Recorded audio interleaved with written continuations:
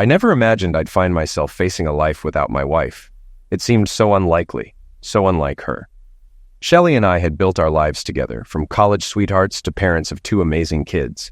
We navigated hardships, celebrated successes, and created countless memories over more than 20 years. It's hard to grasp how quickly things can fall apart when you've poured so much into a life you thought was rock solid. I can still recall how normal everything felt just a few weeks before it all fell apart. We were planning a trip, discussing our kids' progress in college, and juggling our busy schedules. Sure, I'd been consumed with work, especially a trial that took up most of my attention, but Shelley had always been supportive and understanding of the demands of my job. That's why when I came home one afternoon to find her note, it hit me like a ton of bricks. Her note was hauntingly simple. "Joey, I'm leaving for a while. I don't know how long I'll be gone. None of this is your fault. I've met someone. Please don't try to reach me. I need to do this. With love, Shelley." It was a total shock to me. Just like that, my wife of 21 years was gone. Poof. I'm Joe Mason, and my wife is Michelle, Shelley for short. We've known each other since elementary school because our parents worked together. But we didn't start dating until college. We went to different schools growing up, but reconnected in college, and by senior year, we were living together. We got married the summer after we graduated. Shelley is a vibrant, energetic blonde of average height and build, with blue eyes. I'm also of average height and build, with brown hair and eyes. I run my own law firm, and Shelley works as a nurse manager at a local hospital. We're both 42, and we stay in shape by going to the gym, hiking, and playing volleyball. Shelley loves aerobic dance, while I take self-defense classes and hit the heavy bag. We have two kids in college, James 19 and Susan 18, a freshman. The day I got the note, a bright April afternoon, I called James right away and read it to him. "James, your mom left. She's gone," I said, my voice trembling. He paused. "What? What do you mean, gone?" "She left a note," I replied. "She's left me just like that." James was silent for a moment before speaking again. "I can't believe this. I'm shocked, Dad." "I'll keep you updated, son," I said, trying to stay calm. Then I called Susan. She wasn't as surprised when I told her. "Susan, did you know your mom was planning to leave?" I asked. She hesitated. "Not exactly, no, but I did notice something." "What do you mean, Susan? Who is this guy she met?" I asked, pressing for details. Susan sighed. "I saw her having lunch with a guy from work a few times. I asked her about it, and she said he was just a friend. His name is William Connor." "But you had suspicions, didn't you?" I asked. Susan sounded regretful. "I didn't think much of it, Dad. She seemed a little off when I asked, but I let it go. I should have told you. I'm sorry." "It's not your fault, Susan. I'll take care of it," I said, trying to comfort her. After making those calls, I went online to research William Connor. He's a doctor who recently left the hospital where Shelley works. According to his bio, he's 40, divorced, and a cardiologist, although he's been in administration for the past 2 years. I found an incident from 3 years ago where a patient died during surgery he was involved in. He's tall, stocky, and fair-haired. But when I tried to find his current job or address, I came up empty. I reached out to a friend who's skilled with computers to help track down Shelley and Connor. "Bill, I need your help," I said when he answered. "What's going on, Joe?" Bill asked. "Shelley's gone, and I think she's with a guy named William Connor. I need you to help me find them," I explained. "All right, I'll dig into it and let you know if I find anything," Bill assured me. Later, I checked our bank accounts. Shelley hadn't touched her checking account, but her direct deposit hadn't gone through this month, and she withdrew nearly all of our savings, over $200,000, from our joint Vanguard account. I called Bill again and gave him the account information to trace the transaction. "I'll get right on it," Bill said. I decided to visit Shelley's parents, Mark and Sally Benton, who live about 30 miles away. When I arrived, both of their cars were parked outside. Mark answered the door and led me into the kitchen, where Sally was seated at the table. "Hello, Sally," I greeted her. "What do you know that I don't?" Mark spoke first, sounding resigned. "We knew Shelley was heading down a risky path, Joe. She confided everything to Sally, but she didn't want to hurt you," Sally added. "We agreed not to say anything until she had a chance to talk to you herself." "She didn't give me any chance," I exclaimed. "She took all our savings too. Maybe I'll have her arrested if she doesn't return half of it soon. I'm not happy with her or her friend." "Joe, please don't use that kind of language," Sally said, trying to keep calm. Mark jumped in. "She believes he's her future husband." I stared at him, stunned. "Do you believe that too? Because I consider him a thief, at least of money." Sally sighed. "We met him once, about a month ago. She introduced him as a colleague, but it was obvious there was more going on. You knew, and you didn't warn me, I asked, my anger rising. We thought she'd come to her senses and talk to you, Mark replied. I'll find her in a few days, I said coldly. And she's right, I will react badly. Just then, my phone rang. It was Bill. Joe, I found them. Shelley and Connor took jobs at a hospital in Pittsburgh. They're renting an apartment near the hospital and have a joint checking account with some money in it, Bill explained. But the $200,000 hasn't shown up yet. I suspect they moved the money offshore. Can you track it if that's the case? I asked.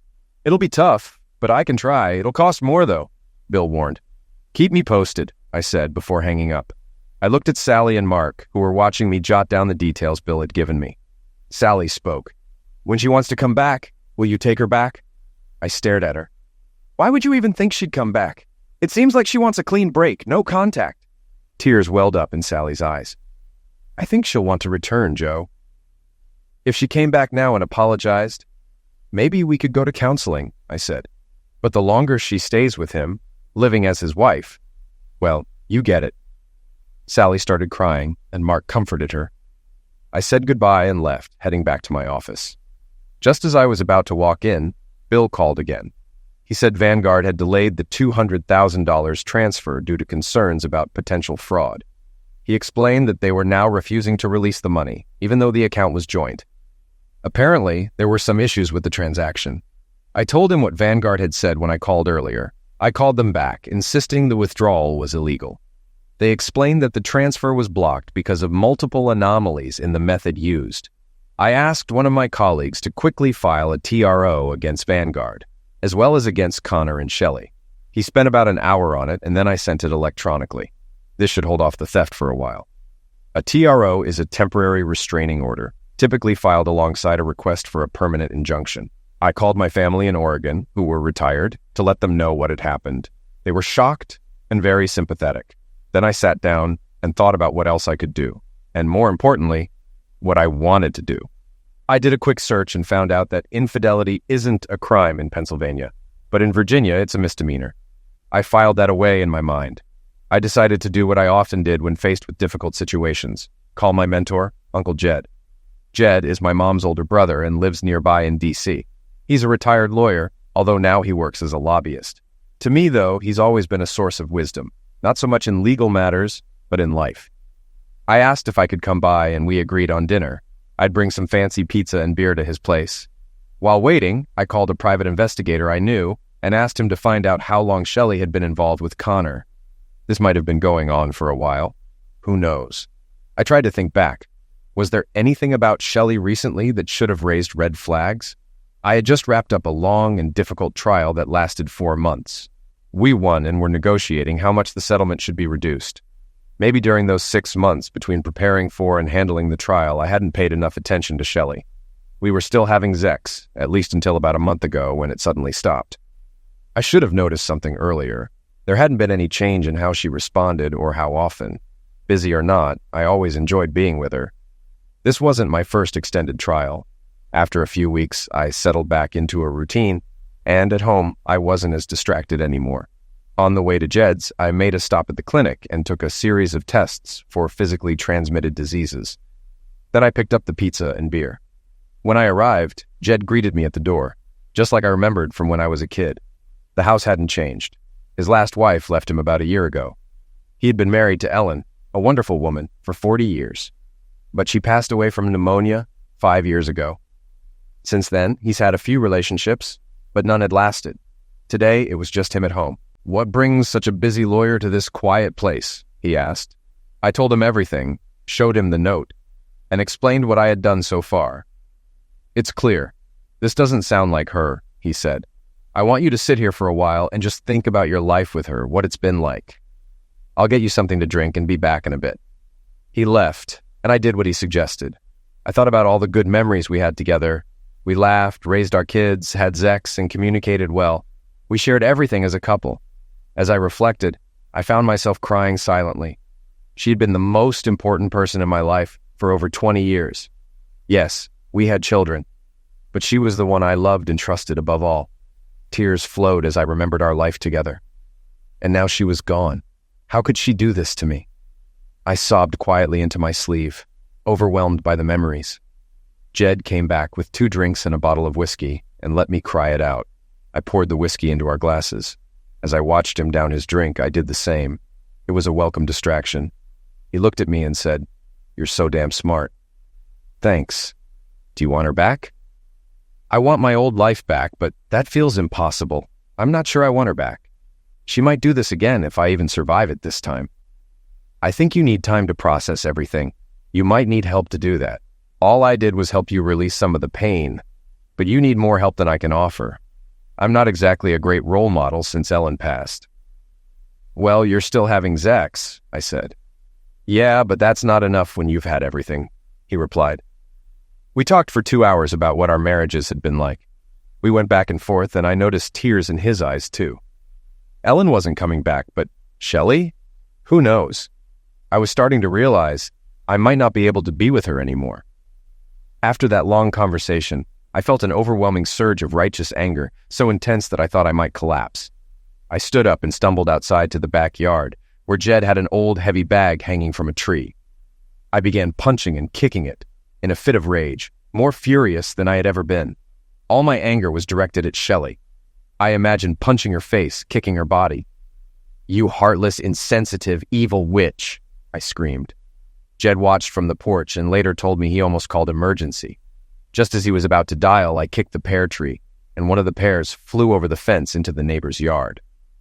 I collapsed on the ground, sobbing. Jed helped me back inside and did his best to calm me down. I was completely exhausted, like a pile of wet noodles. Though I'm in good shape, I had gone way past my limit. After some time, I'm not sure how long, he laid me on the couch and covered me with an oriental robe. I slept through the night. In the morning, I woke up to the smell of bacon and coffee. I rolled off the couch and stood, still a bit shaky, but hunger got me moving. We had bacon, eggs, and toast. After breakfast, I took a shower. I threw off my old clothes and put on a tracksuit Jed lent me. I shaved, shampooed, and pulled myself together. My hands were swollen and red. I put antiseptic on them and bandaged them, something Shelley had taught me to do as a nurse. My whole body hurt, and I had a small cut above my right eye. I used a butterfly bandage and realized I looked like I'd been in a fight, and lost. About 24 hours had passed since I first read Shelley's note. Jed gave me the contact info for a marriage counselor he had seen, Mary Stevens. He said he believed she could help me get my life in order, even noting that marriage counseling didn't have to involve both people. I took the card, drove home, got dressed for work, and headed to the office. The staff noticed my rough appearance. Their eyebrows shot up. I called a team meeting. There are 12 of us, including 4 other lawyers besides me. I explained what had happened and told them I probably wouldn't be coming in much until things were resolved. We agreed on a replacement lawyer for my upcoming cases. Then I sat down in my office and miraculously got some work done. I stayed focused and had lunch at the office. At 5:30, I left and went home. Shelley had taken some clothes and personal items, but most of her belongings were still there. I went to Lowe's, bought boxes and tape, and started systematically packing up all her things. Clothes, books, photo albums, shoes, everything. I stored it all in the garage. Shelley's car wasn't there, so there was plenty of space. I called Bill and let him know Shelley had taken her car. Then I went through the house and gathered up all the photos of Shelley from every room. I threw them all away, frames, photo albums, everything. Afterward, I sat down and thought about everything that had happened. I microwaved some dinner and went to bed. Just as I was about to fall asleep, it occurred to me to check our home computer and her phone, which was still on the charger.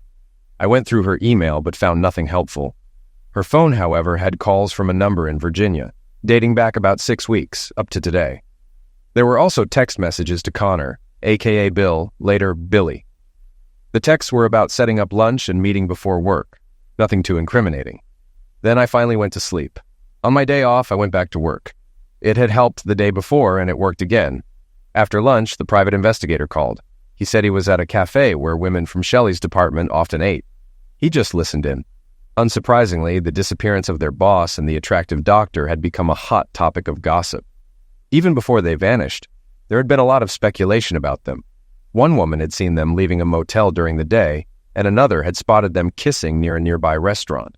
The staff was pretty convinced they were lovers. The investigator found rental records for motel rooms in the weeks leading up to Shelley's departure. She rented a room for half a day 3 times, paying in cash. He had copies of the receipts and car license numbers. Twice it was her car, once it wasn't. I decided I needed to check out Connor's finances. Why wasn't he covering his share? So I called Bill again. It took him about 2 hours to figure out that about 10 months before they left, Connor had been facing serious financial trouble. He had mortgage, car, and credit card debt. After his divorce, the hospital had been garnishing his wages for arrears, and he wasn't paying child support. It hit me that for Connor, this might all be about the money, specifically the $200,000. I felt sorry for Shelley for about 10 seconds before I punched a nearby office chair, knocking it over and sending it flying across the room. My assistant poked her head in to see what had caused the noise, and I had to apologize. I called and made an appointment with a marriage counselor.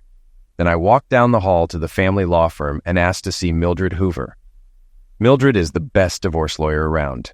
She had time to see me and immediately took me to her office. I explained the situation to her. I learned that the TRO hearing was set for next Monday and that Shelley had been served at her job in Pittsburgh. I didn't need Mildred for that. My firm could handle it. But I asked her what to expect in the divorce. She gathered some financial data and spent a bit of time on her computer. She doesn't appear to be doing very well financially. Because of the prenup, your law firm is off the table. She'll get half the house and half the assets you accumulated during the marriage, which, I assume, is the bulk of your joint assets. She'll be comfortable enough. Let's see what happens at the TRO hearing, but be ready to provide documentation on the infidelity and everything else. That evening, I had a microwave pizza and went for a long run.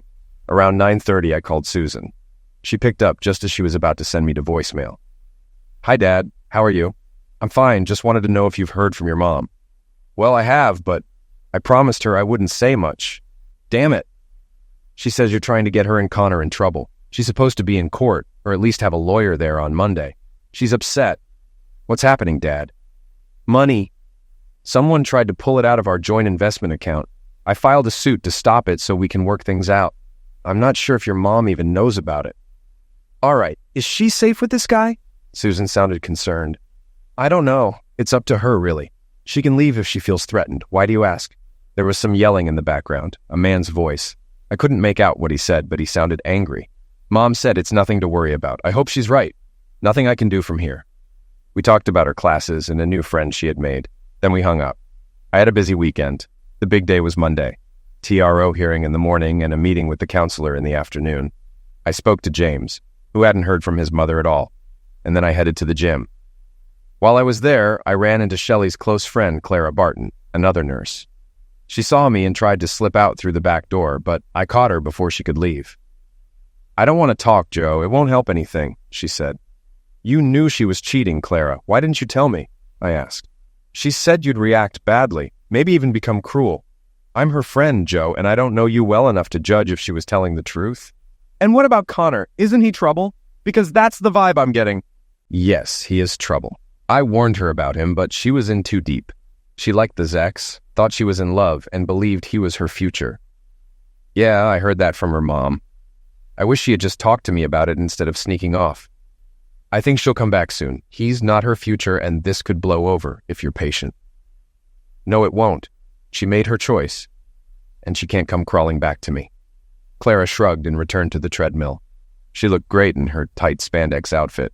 As she resumed her workout, I watched her openly. She noticed and looked back at me in the mirror, smiling. I smiled back. She increased the speed on the treadmill, which accentuated her figure, especially her curves. I blew her a kiss and left the gym, but I couldn't shake the memory of our exchange. It made me realize that I could soon be free, and there's nothing wrong with starting fresh. That conversation with Clara lifted my spirits.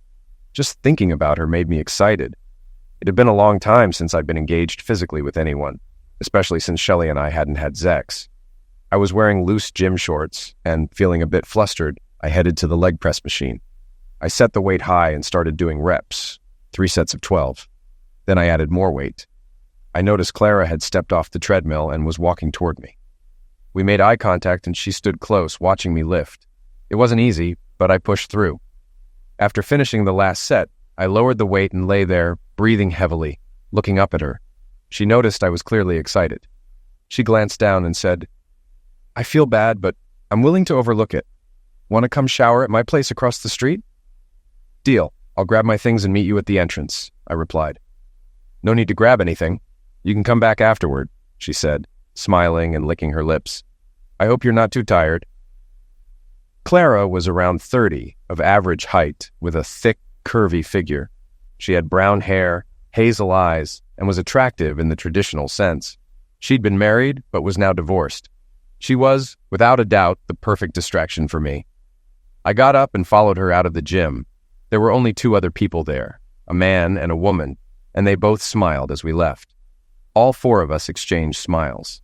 Clara led me across the street to an apartment building and up to the 2nd floor. The view as we climbed was quite a sight, with her swaying and giggling seductively. She opened the door and stepped aside, letting me enter first. I glanced around briefly, but before I could take it all in, she grabbed me from behind, spun me around, and pulled me toward her. She lifted my face, and I responded by kissing her deeply. It was one of the most passionate kisses I'd ever experienced. We finally broke apart, and she sighed. I've always wanted you, but you were my boss's husband. Now you're mine. I'm all yours. I laughed, took a step back, and started undressing. Shirt, shoes, shorts, and underwear all gone. Clara removed her sports bra, revealing her perfect bosoms, and then kicked off her shoes before sliding out of her spandex shorts. Her body was stunning, smooth, toned, and curvy in all the right places. She pushed me into the bedroom, laying me on the bed, and leaned down on my chest with her elbows. I began giving her affection, and soon she gasped, reaching a strong climax. Take me hard, Joe, strong and long. We threw ourselves into it. She climaxed first, and I followed her shortly after, both of us reaching intense highs. Exhausted, I collapsed next to her. After a few minutes, she asked, How soon can you recover? I can't say for sure, I replied, though it was the best sex of my life. It turned out the answer was about 60 seconds, as she started working to restore me. Once I was ready, round 2 began, but this time she took the lead. I didn't mind at all. We climaxed together again, and she collapsed on top of me. I passed out for a bit, and she woke me later. Go grab your stuff and come back. You can shower here, she said. It was already dark. I got dressed, ran to get my things, and packed them quickly. On my way out, the woman who had been there earlier smiled at me. Had a good time? She asked. Oh yeah, thanks for asking, I replied. When I returned, Clara had already showered. I took one too, then put on a fresh pair of sports shorts I had in my bag. That's all I wore.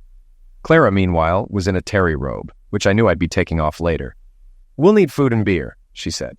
She pulled 2 bottles of light ale from the fridge and a frozen pizza from the freezer, placing it in the oven and setting the timer. For now, we drank the beer. So, were you serious about not taking Shelley back? She asked. I might have been a little hasty when I said that, but now, with you maybe, this feels serious. Well, if she did it, now you've done it too.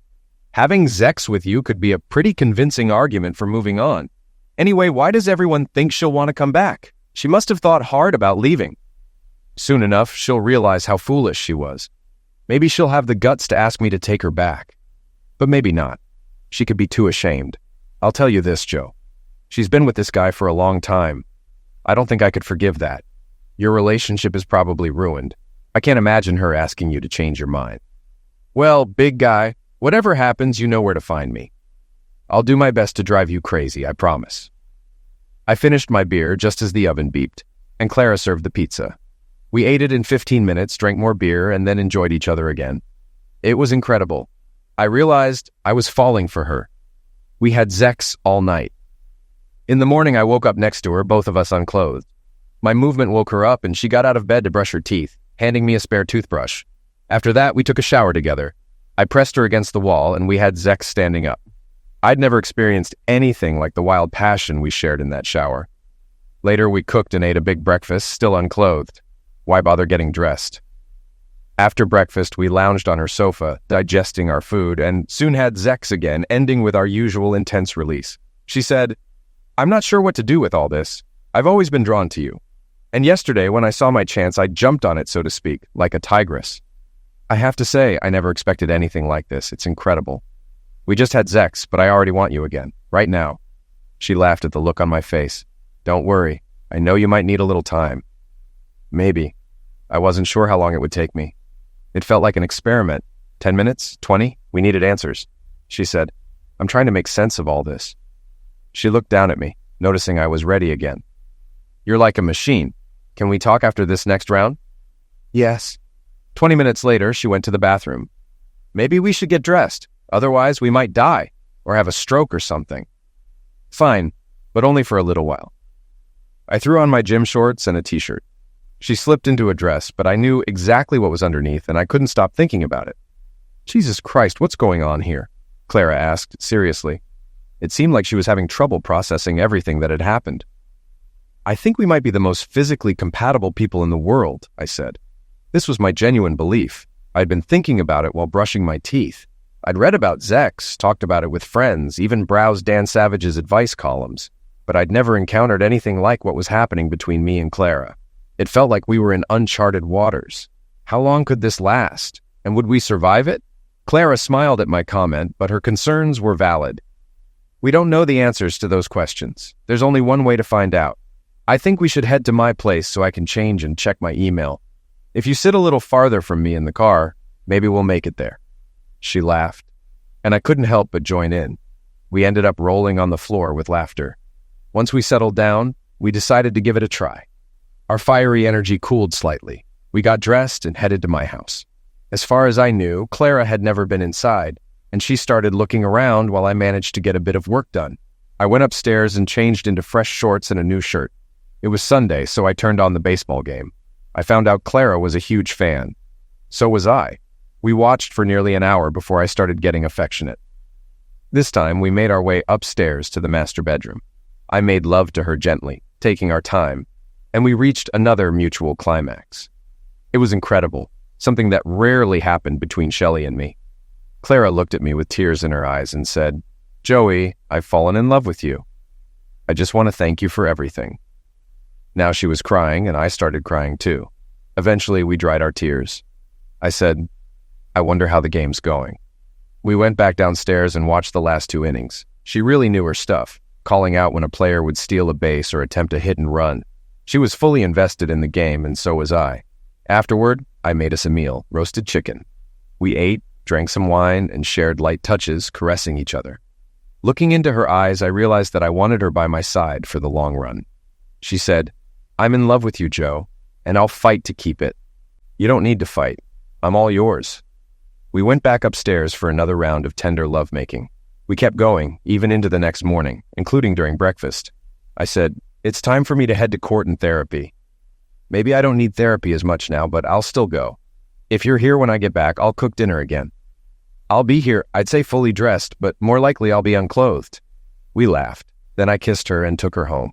I stood in court with a lawyer from my firm when Connor and Shelley arrived with their attorney. Vanguard's lawyer was also present. Judge Colson took his place on the bench. Shelley didn't look at me, and Connor glanced my way briefly before turning away. Vanguard's lawyer began by explaining why the money transfer had been blocked. The transfer request came from an unrecognized computer at 3 a.m., and the email linked to this request also came from this unfamiliar device. The computer had never been used for the account before, and the account where the money was supposed to go didn't belong to either Shelley or me. The firm's system flagged the transaction, and the transfer was blocked until both account holders were notified. The lawyer emphasized that Vanguard wanted the TRO to avoid any liability over the dispute. My lawyer argued that the money was joint property and had been moved without my knowledge or consent, and now against my objection. He pointed out that Shelley left me unexpectedly, quit her job, relocated to Pittsburgh, and moved in with William Connor. Shelley's lawyer countered, stating that Shelley had as much right to withdraw funds from the account as I did, and the money should be transferred where she had intended. The judge asked the Vanguard lawyer, "Where was the money supposed to go?" "To a local bank account in the name of William Connor." "Have you identified whose computer was used for the transfer attempt?" "No, that's beyond our current capabilities," the lawyer responded. The judge then said, "I'd like Mrs. Mason to take the oath, please." Shelley seemed to shrink into herself as Connor grabbed her hand. The clerk asked her to raise her right hand, which she did hesitantly. When asked if she swore to tell the truth, Shelley answered, "Yes." "Mrs. Mason, are you married to Joseph Mason?" "Yes." "Do you jointly own an account with him at Vanguard?" "Yes," she replied. "Did you attempt to withdraw $200,000 from this account last week?" No." Shelley looked around nervously, and Connor let go of her hand and stepped aside. "Did you give anyone permission to withdraw that money?" "Not exactly." "Explain, please," the judge instructed. "Bill, Mr. Connor asked to borrow $20,000 to pay off some overdue debts." I reluctantly agreed. He asked for my password because my computer wasn't working after we moved.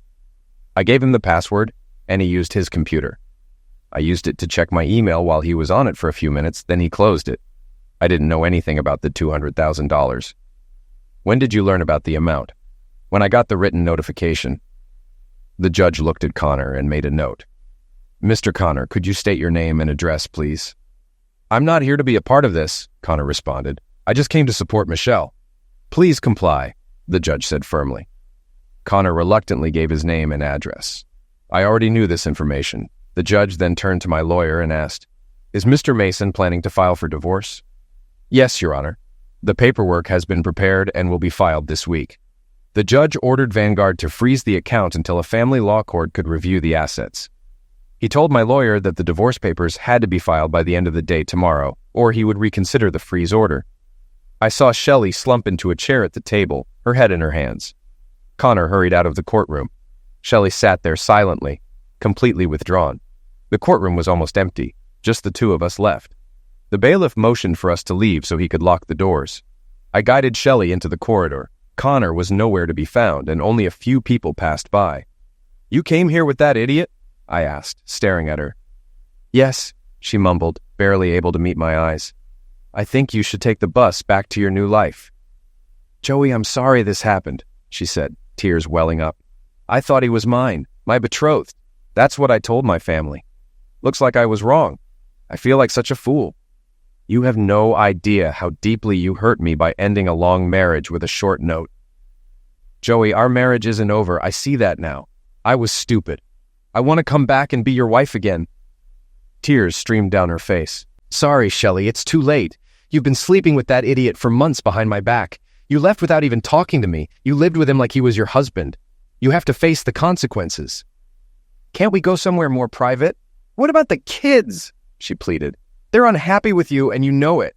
Do you have any real reason for throwing me away like a used napkin? No. If you had asked me earlier, I would have told you I thought he was my soulmate. I thought a clean break would be easier for you. But now I can't explain why I was so foolish, she said, crying even harder. I hated seeing her like that, but I kept my distance. I was done with her, at least as my wife. There's a limit to everything. Yes, I said quietly. And Clara, she's my soulmate. At the very least, she's the best sexual partner I've ever had. And I like her beyond that. It feels real to me. I asked Shelley what she planned to do next. I have a job in Pittsburgh. I have a shift tomorrow. I need to pay rent. I signed a year lease. I'll kick Bill out and see what happens. Maybe after some time you'll miss me. Let me know if you do. Sure, I said. I'll probably miss you. But I still want to understand what went wrong. I'm shocked and confused. I thought things were fine between us. I didn't see this coming. When I can figure it out, I'll let you know, she said, hugging me before she left. I didn't know what to think. A deep sadness settled over me, and I cried openly after she left. But underneath the sadness, there was a knot of anger twisting inside me. I decided I needed to see a therapist, so I went to my appointment that afternoon after grabbing lunch at Subway, a hot tuna sandwich with melted cheese. Mary Stevens, the marriage counselor, made it clear she wasn't a therapist. Her focus was on troubled marriages and their outcomes, if necessary. At first glance, she looked like a typical gray-haired grandmother. But as she crossed the room to shake my hand, she moved with an athletic grace, and her smile was warm and genuine. I liked her immediately. What brings you here, Mr. Mason? Please call me Joe. My wife suddenly left me. She wrote a short note and moved to Pittsburgh with her new man.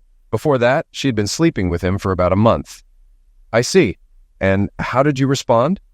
I explained that at first I was completely overwhelmed. Then I talked about my session with Jed and the time spent punching the heavy bag. I said I was heartbroken, and then I got angry. Now, I felt like I was experiencing both emotions at the same time. I think you've quickly gone through several stages that often occur when marriages end. Depression, sadness, and anger, Mary Stevens said. These feelings can alternate for quite a while. How are you feeling now? I'm confused, to be honest. I was at the gym, lifting weights to vent my anger, I guess. There was a nurse there, Clara Barton, someone I knew through Shelley, believe it or not. I cornered her and asked what Shelley had been up to at work with that doctor. She didn't want to tell me at first, but eventually, she did. Then I noticed her in spandex on the treadmill. We made eye contact through the mirror, and the next thing I knew, we were in her apartment across the street, having sex. And I've never done anything like this before. We didn't leave each other's side all night. And then the next day. It's been several days now, and I barely made it to today's court hearing. Mary looked surprised at first, but then smiled, which I'd already mentioned how much I liked. So you're clearly attracted to Clara Barton, the nurse? She asked, nearly laughing. There was a glimmer in her eyes. How did she end up with a name like Barton? It's a man's name, and she became a nurse. I felt a little embarrassed and said, I didn't ask her about it. We haven't done much talking so far. I'm tempted to ask for details, but no, that wouldn't be appropriate, she said, tilting her head slightly.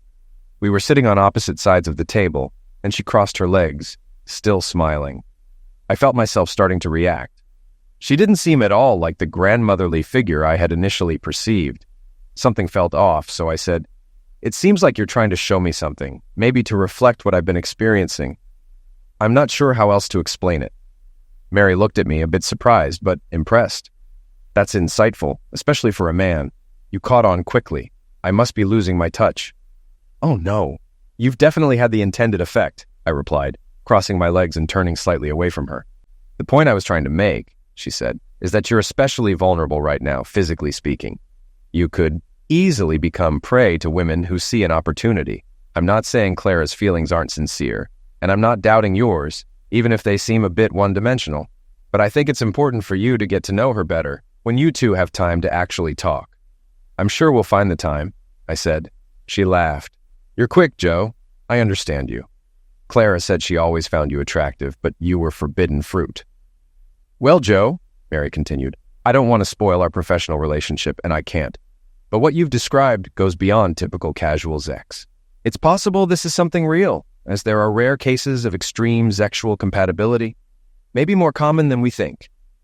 But for now, I want to help you separate this new relationship with Clara from your marriage. Why?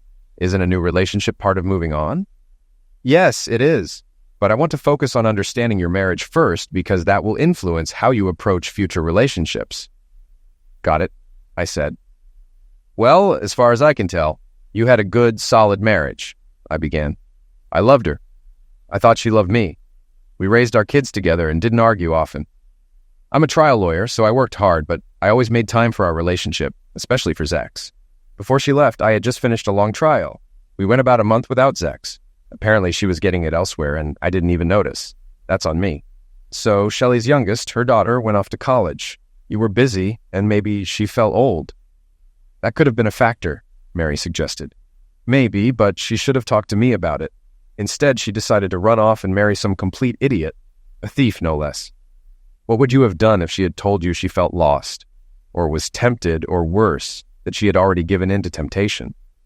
If she felt lost or tempted, I would have helped. Maybe we would have come to you, but if she'd already cheated, then it's too late. That's a line I don't cross. Cheating means it's over. I kept my promises until she walked out. That's a pretty hard stance. What if it had been a one-night mistake while she was drunk? Mary asked. Same thing. Well, maybe not. It depends on what she did while drunk. But these are all hypotheticals. In reality, she did what she did, and it's unacceptable. All right. I'd like to continue this next week, Mary said. Of course. You're an interesting woman. Completely unexpected. I look forward to seeing you again as long as you're not too tired, I replied, trying to lighten the mood. She smiled, and we scheduled our next session. Since it was already 4 p.m., I decided to head home. When I arrived, Clara was sitting on the porch, reading. We didn't say much, just exchanged greetings, before we spent 90 minutes in bed together. Afterward, we cooked dinner. Fried potatoes, spring onions, minced lamb, and spices. The hot spices really brought out the flavor. While cooking and eating, Clara wore shorts but no top. I tried not to focus on her bare bosoms. Fine, just a second, Clara said, grabbing a t-shirt and putting it on. Thank you. Maybe we can talk now that we're full and dressed. Maybe, she replied. I think we need to talk about something important. About what? I saw a psychotherapist today after the court hearing. I told her about what we've been experiencing and how intense it's been. She called it sexual hypercompatibility, meaning we might be physically obsessed with each other. She said it could be part of my recovery, but she wasn't convinced because sex during recovery doesn't usually look like this. I've wondered the same thing, how we can keep going like this. I'm sure of how I feel, but if you took off your shorts, I'd be on my knees in no time. It's strange, I admitted. Clara smiled, but her tone was serious. I need to make a decision about Shelley, the divorce, all of this. She went back to Pittsburgh, but not to that guy. She said she had work and rent to deal with, which was after I told her we were done. Sounds like she might be trying to find something in Pittsburgh. I don't know. All I can say is, if what we have is real, I'm not giving it up. But it hasn't been that long since I thought I was in a happy marriage. I'm confused. Before making any permanent decisions, I want to get to know you in a non-biblical way, I said, trying to express my uncertainty. Sounds like a plan, Clara responded. What would you like to know? Clara opened up about her suburban upbringing, college, and past relationships. After graduating, she broke up with her college boyfriend. She became a nurse, got a job here, and married a doctor, a gynecologist. I was happy with our life, but he cheated on me, she said. He had an affair with a woman nearby and wasn't discreet. I found out, confronted him, and he apologized. I tried to save the marriage, but it was a mistake. A year later, he cheated again. After our divorce, I got a good settlement. He moved his practice to New York, and I haven't seen him since. That was 5 years ago. I've had a few short-term relationships since then. Last year, I had a friend with benefits until he moved to Thailand. Are you thinking about going abroad? I asked. No, she replied. When we met at the gym, how long had it been since your last relationship? I asked. Almost a month, and it wasn't great. I do have a vibrator, though, she added with a smile. Well, now you have me, I said, leaning in to kiss her. I didn't want to interrupt the conversation, but it ended naturally. Later in bed, we continued. She asked about my life, and I gave her a pretty complete overview. She already knew a lot about the recent years, so I focused on earlier events. Eventually, we fell asleep. I guess our bodies needed the rest. Over the next few days, our intense physical relationship continued, though at a slightly slower pace. I saw Mary Stevens again. She asked about my new relationship, and I told her that while the sex was still great, it wasn't as constant as before. I also mentioned that Clara loved baseball and knew a lot about it. I shared how we'd been talking about our pasts and that I thought it would take a long time to truly get to know Clara, but I was eager to try. We then delved deeper into my marriage. Mary mentioned that I would need time to process my emotional response to everything that had happened. She asked about my feelings toward Dr. Connor, and I realized I hadn't given him much thought. But now my feelings could be summed up in 3 words, drawn and quartered. Mary smiled. I've always liked that phrase, but it's so barbaric. That's exactly how I feel. As a concept, drawn and quartered has a certain appeal, I said. I believe it was originally done to a living person. Oh, yes. Now I'm curious how you know so much about it, she replied with a grin. We're not talking about me. I'm just an ordinary person with emotions, I said, trying to steer the conversation back. Still smiling, she added, You know, if it weren't for Clara, I might have asked you out on a date. I understand what you were doing, but it was a very effective demonstration. Just so you know, I smiled. I think you already did. Yes, I've always had that talent. If you weren't a patient, I could use it on you, but now it's off limits, she teased.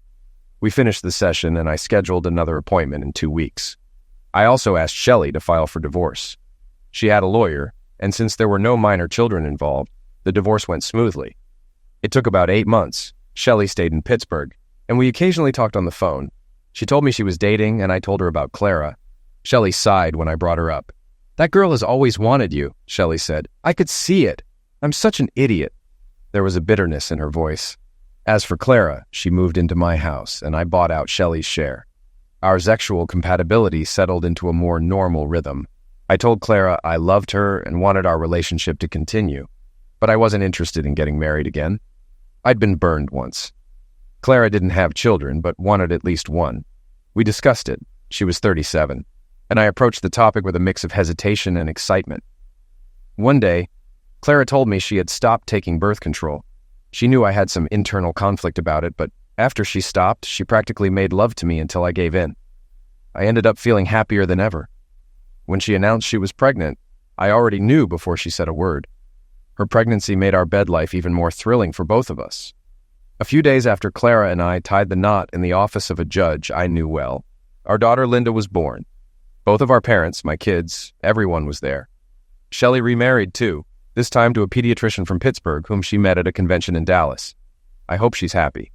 She made a huge mistake, and I still hold some blame, but everything worked out so well for me that it's hard to hold on to much resentment. Maybe just a little. As for Connor, I didn't have to do anything. He self-destructed. From what I hear, he went bankrupt, lost his medical license, and now works at a gas station in Johnstown, Pennsylvania. Clara and I now have 2 kids, Linda and Stephen, named after her father, who was a great man. Our compatibility never faded, and I believe it never will.